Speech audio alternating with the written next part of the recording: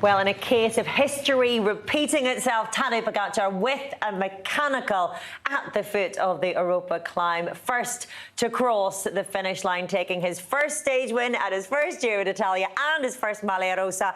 Hardly unexpected, Robbie. A day late, possibly, but this is classic Tadej Pogačar, isn't it? Yeah, it really is. I mean, everybody was saying he was going to win, and it is really no surprise. But the way in which he did it, mirroring the 99 effort of Pantani, where he had the mechanical and a crash to even put a bit of extra mayo on top of it at the bottom of the climb, and then pass everybody up. You are so Belgium. Put a bit of mayonnaise. What are you putting? Ketchup on it? Yeah, a bit of mayo on top of the cake.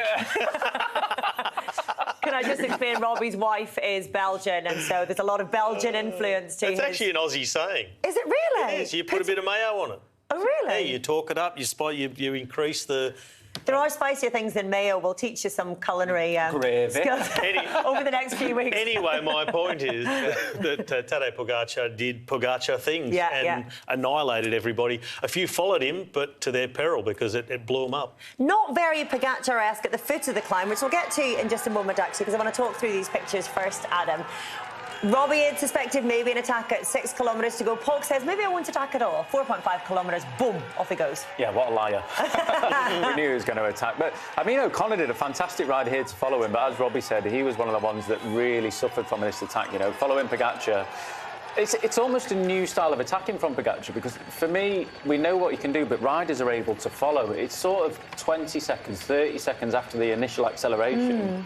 He sort of just settles into a rhythm that no one can keep up with, and he just keeps extending. So it's very impressive from him, but I think for riders that are following him, it makes it so difficult to sort of say, I know I can keep up with that for now, but it's knowing later on to sort of say, I can keep up, but I'm not going to save myself. And you saw Geraint in there as well. He sat down earlier, didn't he? Yeah, he did, yeah. Yeah, I think there's a few things that you could take just from pausing at that particular point. As Robbie said, you know, O'Connor was just there probably thinking, he can't keep going, he can't keep going. I know I'm in my red, but he's going to stop soon. By now he should think he can. But then he kept going, That put O'Connor so far into the red. If you look at the way he raced that climb versus Danny Martinez, who came second on this stage in the end, if he'd paused it at 4.5 Ks to go, yeah, it was your pick. Yeah, so we were like, well, he's already dropped. But the roles were so reversed because O'Connor had gone so deep, whereas Martinez had just gone at his own pace the whole way up, got back up to a group, had his teammate Lipovic then driving it because he was in a better position at that point and felt better. The two went completely the opposite way. You know, I don't want to blame O'Connor too much because obviously he was there to go with it. He thought he'd give it a nudge, maybe that Pogačar would slow down a bit earlier and he'd be able to just sit on the wheel from there towards the finish. That didn't happen, but to have lost a minute, and he's someone that's confidence is so easily dented, that's my biggest worry for him. But that's the thing, I don't think we can ever blame a rider for doing that, because if he doesn't try to stick with the attack, how do you know if you're going to be able to pin him back? And at some stage, a rider, when they know that their attack isn't going to stick, they sit up. So you could be the one rider that neutralises it and manages to stay in that race. So you've got to give that a go, don't you? You sort of got to give it a go, but on the other side, the more experienced riders don't fall into that trap. It tends to be the younger riders who get all wrapped up in what's happening around them and, oh, I'm on the wheel, I'm right in this for the win. They need to sort of take almost a step back and realise they're about to blow themselves to bits. Like Geraint Thomas did, I guess. From all the training they've done over the months leading up to this, the years gone by, they know what their numbers are on a climb like this. But he's no longer looking at those numbers. He's no longer thinking about the science of it, rather just the emotion of, I'm at the front and I'm racing for a start, and then boom. Yeah, amen for that, though. Amen for racing and not looking at your numbers. Sorry. No, not the exploding bit. I mean, actually just following your body and your instinct and your emotions, and the fact that you're at the Giro D'Italia. You're there to race. You're not there to follow your numbers, are you? Anyway, let's confirm for you the top 10 on the stage today. Then Tadej Pogačar taking his stage win in the end over Danny Martinez in second. Geraint Thomas finishing in third, and he picks up a crucial, possibly extra bonus seconds, as does Martinez, of course. Geraint Thomas had already picked up 2 at the intermediate earlier. There then is the rest of your top 10. Lipovic in 5th. Cian Uijtdebroek's having a great start to this race so far.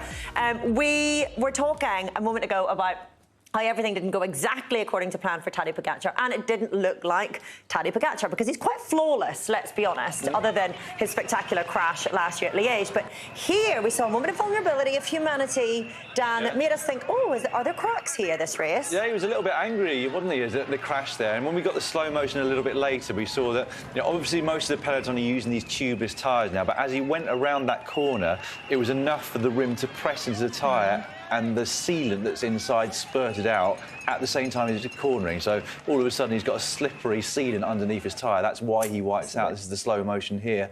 Thankfully not hurt, and thankfully not run over by this car, which was very close behind him at this particular point.